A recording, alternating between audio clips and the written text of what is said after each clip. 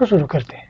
Question हमारा ऐसे है, नंबर 42 है, y x से 7 वर्ष बड़ा है और 15 वर्ष पूर्व x की आयु 3/4 गुनी थी, तो x की वर्तमान आयु क्या है। इसमें एक और प्रश्न बन सकता है, y की वर्तमान आयु क्या है।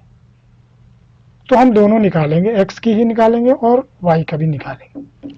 तो चलिए हम वीडियो स्टार्ट करते हैं। सबसे पहले इसमें मानना नहीं है क्योंकि x और y दोनों का उम्र दिया हुआ है, केवल इस वैल्यू को हमें बोल रहा है y जो है x से 7 वर्ष बड़ा है, यानी हमारा पहला समीकरण बन रहा है y minus x equal to 7। ये पहला समीकरण हो गया।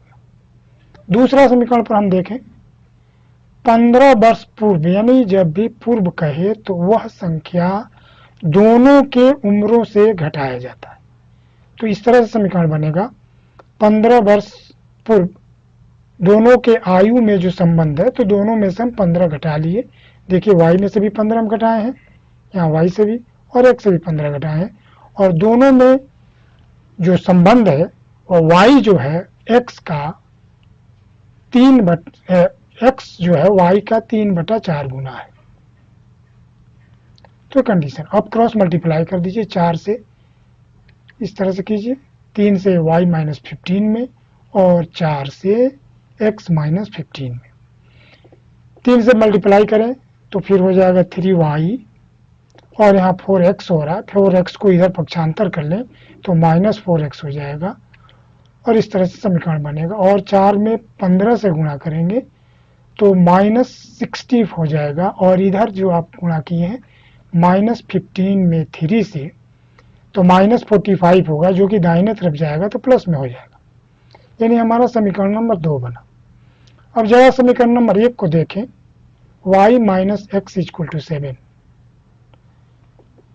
और दूसरा नंबर समीकरण में दिया 3y minus 4x is equal to, अब घटाएंगे तो आएगा आपको माइनस 15। तो पहले समीकरण में यदि हम 3 से मल्टीप्लाई कर दें, इस तरह से 3 से मल्टीप्लाई कर दें, तो दूसरे समीकरण के y के वैल्यू के बराबर इसका भी y हो जाएगा। तो गुणा करें हम, तो हमारा मिलेगा 3y minus 3x equal to 7 में 3 से मल्टीप्लाई होगा तो 21। ये हमारा इक्वेशन नंबर 3 हो गया। अब इक्वेशन 2 का हम यहाँ उतार लें, 3y minus 4x equal to minus 15। अब यहाँ देख रहे हैं आप कि ये दोनों जो वैल्यू हमें दिखाई दे रहा है, ये दोनों इससे ये कट जा रहा है। ये हम घटाएंगे तो यहाँ माइनस होगा और यहाँ प्लस हो जाएगा और ये भी प्लस हो जाएगा। तो क्या होगा, 4x प्लस में हो गया, 3x माइनस में हो गया, यानी हमें x मिलेगा, और ये दोनों जुट जाएगा यानी 36 मिलेगा। यानी हमारा दिया वाला x का जो वैल्यू होगा वह 36 होगा। क्योंकि हमारे क्वेश्चन में देखिए x की वर्तमान आयु को ही पूछा है, इसलिए हमारा आंसर तो निकल चुका है, x इक्वल टू 36, यानी क्वेश्चन में आपका ए जो है सही है। लेकिन कहीं मान लीजिए बाय द वे इसमें पूछ देता कि y का उम्र क्या है, तो चलिए फिर हम इसको आगे बढ़ते हैं, y का हम उम्र निकालेंगे। तो हम पहले समीकरण को देखें, दिया हमारे पास y minus x equal to 7, x के जगह पर हम 36 को यूज भर दिए, तो y minus 36 equal to 7, minus इधर पक्षांतर करें तो कितना हो जाएगा, y बराबर 36 प्लस में आ जाएगा प्लस 7 यानी 43, यानी y का वैल्यू हमें जो निकल गया वो 43 है। इन पहला क्वेश्चन हमारा कंप्लीट हुआ। दूसरा चलिए 43 है, एक समकोण त्रिभुज का कर्ण 20 सेमी है, इसके अन्य दो भुजाओं की लंबाई में अंतर 4 सेमी है, भुजाओं की लंबाई बताएं। यानी जो दो शेष भुजाएं हैं उनकी लंबाई हमें पता करना है। तो हम जानते हैं समकोण त्रिभुज में यदि कर्ण दिया है तो दो शेष भुजाएं हो गई, आधार और लंब। इसमें हम मान लेंगे, माना आधार x मान लें हम, तो x आधार मानने पर लंब जो है हमारा वो क्या बोल रहा है, 4 सेमी लंबा है, तो यहाँ पर 4 सेमी लंबा हो जाएगा, तो x प्लस 4 हो जाएगा। अब समीकरण से हमें क्या आ रहा है, देखिए ये फार्मूला होता है समकोण त्रिभुज के लिए, आधार स्क्वायर जोड़ लंब स्क्वायर इक्वल टू कर्ण स्क्वायर। तो आधार जो हमारा मिला वो x स्क्वायर मिल रहा है, लंब जो हमारा मिल रहा है x प्लस 4 का स्क्वायर मिल रहा है और कर्ण जो दिया हुआ है 20। अब इसको हम तोड़ेंगे तो हो जाएगा x की स्क्वायर x होगा और इसमें x a प्लस बी का होल स्क्वायर है तो x स्क्वायर प्लस 2ab यानी 4 में 2 से गुणा 8x प्लस 4 का स्क्वायर करेंगे तो 16 इक्वल टू 20 का स्क्वायर करेंगे तो 400। अब यहाँ देखिए x स्क्वायर जो दिखाई दे रहा है 2x स्क्वायर हो जाएगा और 16x है तो 8x है तो 8x हो जाएगा। 16 है 16 माइनस ये पक्षांतर होगा तो माइनस 400 इधर आ जाएगा। अब यहाँ 400 में से 16 यदि हम सब्ट्रैक्ट कर रहे हैं तो हमारे पास मिल रहा है 384। तो हमारा अगला समीकरण मिल जाएगा 384 यानी 2x square plus 8x minus 384 equal to 0। अब हम देख रहे हैं दोनों में 2 कॉमन है तो कॉमन हम निकाल लेंगे 2। तो हमारा इक्वेशन बचेगा x square plus 4x minus 192 equal to 0। अब 2 में 0 से डिवीजन लगाएंगे तो 0 खत्म हो जाएगा। यहाँ से हमारा समीकरण बचेगा इतना x square plus 4x minus 192 यानी 192। अब हमें 192 का ऐसे 2 भागों में बांटना, चूंकि देखिए इसके आगे माइनस है तो जो मिडिल पद आना चाहिए वो इन दोनों के गुणनखंड जो होगा उसको घटाने पर आना चाहिए। 2 पार्ट में यदि हम गुणनखंड इसको तोड़ें तो घटाने पर 4 मिलना चाहिए, जोड़ने पर नहीं, ये ध्यान दीजिएगा क्योंकि यहाँ माइनस आ गया है। तो यदि हम इसको 2 हिस्सा में तोड़ेंगे तो हमें मिलेगा 16 में यदि हम 12 से मल्टीप्लाई कर दें तो हमारे पास मिल जाएगा 192 और 16 में से 12 घटाएंगे तो हमें मिलेगा 4 यानी हमारा समीकरण बैठ जा रहा है। तो हम इसको ऐसे तोड़ देंगे 16 माइनस 12। अब ये दोनों एक ब्रैकेट में ले लेंगे x स्क्वायर प्लस 16x और ये दोनों एक ब्रैकेट में लेंगे और दोनों के आगे माइनस है तो माइनस कॉमन हो जाएगा तो 12x प्लस 192 हमारा हो जाएगा। इस तरह से हमारा समीकरण बनेगा x square plus 16x minus 12x plus 192 equal to 0। अब इसमें x कॉमन निकालेंगे, इसमें 12 कॉमन निकालेंगे, दूसरे में x 12 कॉमन निकालें तो x प्लस 16 माइनस 12 कॉमन निकालें तो x प्लस 16 हो गया। अब x प्लस 16 एक में और एक हो जाएगा x माइनस 12 इक्वल टू 0। चूंकि दोनों का ही वैल्यू 0 है इसलिए हम लिख सकते हैं x plus 16 equal to 0 and x minus 12 equal to 0।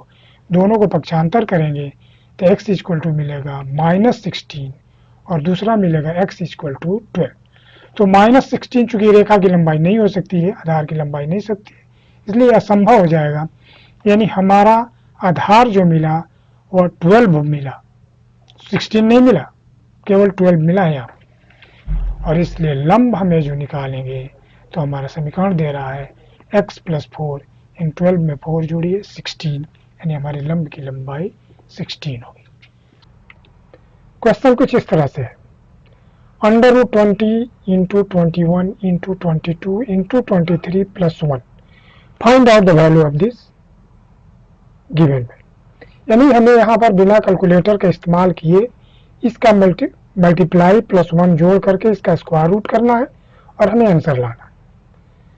तो इस क्वेश्चन को हम शुरू करते हैं, लेकिन ये प्रश्न को शुरू करते हैं।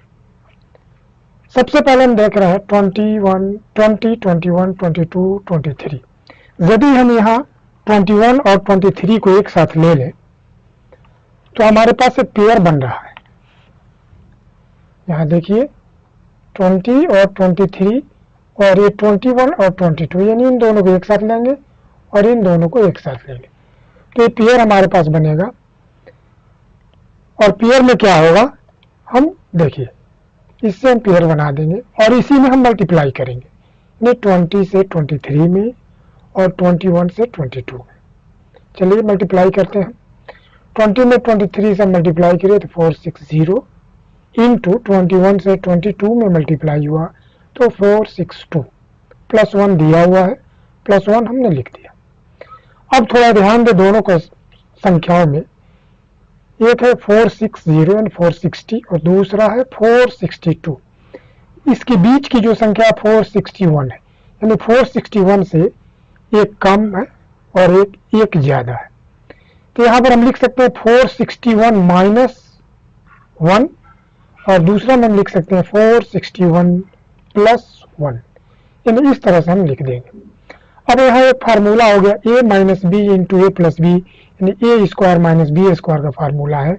आप जानते हैं कि यहाँ फार्मूला होता है a square minus b square बराबर a plus b a minus b.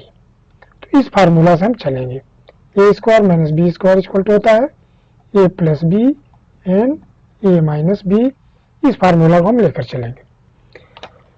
तो इसका फार्मूला हमारा हो जाएगा 461 का स्क्वायर माइनस 1 का स्क्वायर। 1 का स्क्वायर से 1 ही होगा, 1 से 1 कैंसिल कर दीजिए, आपके पास बचा अंडर रूट 461 पर स्क्वायर। 1 से 1 काटिए, 461 पर स्क्वायर, स्क्वायर से अंडर रूट हट जाएगा, यानी हमारा सीधा आंसर हो जाएगा 461। यानी दिए हुए क्वेश्चन का जो है वैल्यू है 461 आंसर आएगा, यानी बिना किसी कैलकुलेशन यानी कैलकुलेटर का इस्तेमाल किया इजीली। दूसरा एक मेथड भी देख ले, एल्जेब्रिक मेथड। चलिए ये क्वेश्चन हमारा हो गया। हम मान लेंगे कि x इक्वल टू 20 है, तो 21 को मानेंगे x प्लस 1, 22 को मानेंगे x प्लस 2 एंड 23 को मानेंगे x प्लस 3 प्लस 1। हम इस तरह से मान लेंगे और इसको हम वैल्यू लिख देंगे। अब देखें हम x को और x प्लस 3 को एक साथ मल्टीप्लाई करेंगे और x प्लस 1 को x प्लस 2 के साथ मल्टीप्लाई करेंगे।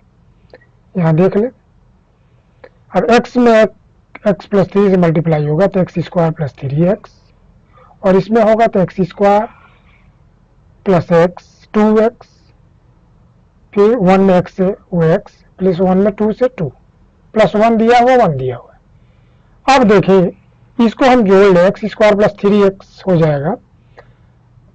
दोनों ब्रैकेट में देखें एक्स स्क्वायर प्लस 3x है, जो कि दोनों इक्वल है, यानी ये भी और ये भी इक्वल है। अब इसको मान लेंगे, माना कि x square plus 3x equal to y, एक हम वैल्यू मान लेंगे। अब यहाँ पर y को हम अप्लाई करेंगे, तो y ये ब्रैकेट पहला ब्रैकेट के लिए y हो गया, दूसरा ब्रैकेट के लिए y प्लस 2 हो गया प्लस 1। अब y में y प्लस 2 में मल्टीप्लाई कर रहा है प्लस 1, कीजिए मल्टीप्लाई, तो ये हो जाएगा Y square plus 2y plus 1। अब ये देखिए, थोड़ा ध्यान देंगे क्वेश्चन में, तो आपको क्या मिल रहा है, ये हमारा हो गया है a square plus 2ab plus b square, यानी हमें मिल गया है ए प्लस बी का होल स्क्वायर का फार्मूला से ये मिला है हमें। तो ये हो गया आपका वाई और बी जो हो गया 1 हो गया, यानी हमारे पास हो जाएगा y प्लस 1 का होल स्क्वायर, स्क्वायर से अंडर रूट हट जाएगा, यानी हमारे पास मिलेगा y प्लस 1। अब y प्लस 1 को हम, चूंकि y हमारा ओरिजिनल वैल्यू नहीं है, y का मान हम कितना माने एक्स स्क्वायर प्लस 3x, हमने एक्स स्क्वायर प्लस 3x को डाल दिया y की जगह पर। अब ये भी बात है कि x का वैल्यू हम 20 ऑलरेडी माने हैं, तो एक्स स्क्वायर की जगह पर 20 भरिए, 20 की स्क्वायर प्लस 3x का मतलब 20 प्लस 1, 20 का स्क्वायर 400 प्लस 3 इंटू 20 60 प्लस 1, यानी 461। इसका भी आंसर वही मिला। क्वेश्चन ऐसे है 2 to the power x equal to 5 to the power y equal to 10 to the power minus z। तो वैल्यू फाइंड आउट करना 1 upon X plus 1 upon I plus 1 upon Z का। चलिए स्टार्ट करते हैं क्वेश्चन। ये दिया हुआ क्वेश्चन हो गया। अब हम इसमें क्या करेंगे, 2 to the power x equal to 10 to the power z को हम पहले इवेल्युएट करेंगे। अब 2 टू पर पावर x है, इसको हमें हटाना है, इसके लिए 1 अपान x से दोनों तरफ पावर में मल्टीप्लाई करेंगे।